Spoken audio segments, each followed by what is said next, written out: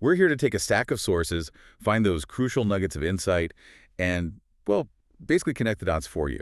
Your shortcut to getting informed. That's the goal. So today, we're looking into a really intense, really tragic story. Yeah, it's heavy stuff. This deep dive comes from excerpts of a voiceover script. It's called The Unforeseen Betrayal, Jessica Redcliff and the Orca's Rage. Quite a title. It is.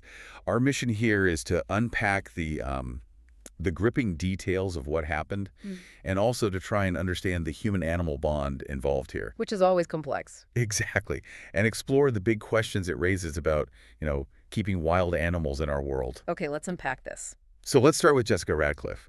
The source describes her name as one symbolizing, well, passion, trust. A real connection. Yeah, an apparently unbreakable bond between a human and an animal. She'd worked with orcas for over a decade. Orcas, the ocean's top predator. Right. And she thought of them as family. Her favorite, though, was Doku, a huge 6-ton orca. And she genuinely believed she understood him. Completely. That's what the source says. Yeah. A complete understanding. What's fascinating here is just the depth of that belief. Her conviction in that connection with Doku.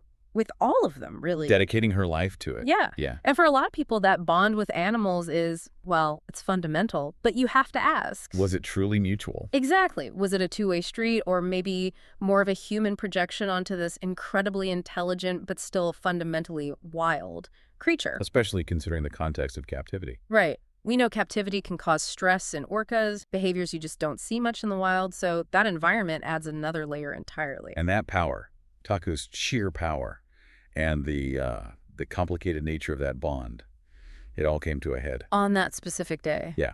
The incident happened on a Saturday afternoon. Bright day at Ocean World. Packed house. Totally packed. Families everywhere, waiting for the last show of the day. Jessica comes out onto the platform, wetsuit on, smiling at everyone. Standard routine. And then Doku appears.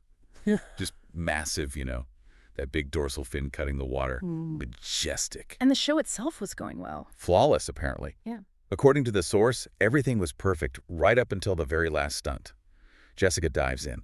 She's expecting Doku to lift her up, sort of gracefully propel her into the air. Something they'd done countless times before, presumably. Exactly. A familiar move. But this time, it went wrong. Immediately. Terribly wrong. Here's where it gets really interesting and horrifying. Instead of that lift, What happened? Doku started circling her.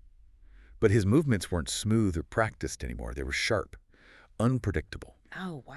Then, just like that, a violent flash, he rammed her hard from underneath, grabbed her arm in those massive jaws, and just pulled her under. And not just aggression, but almost methodical. The source points it out, it looked like a hunting technique, like something they do in the wild, showing that raw power. In the audience, what was their reaction? Initially, gasps.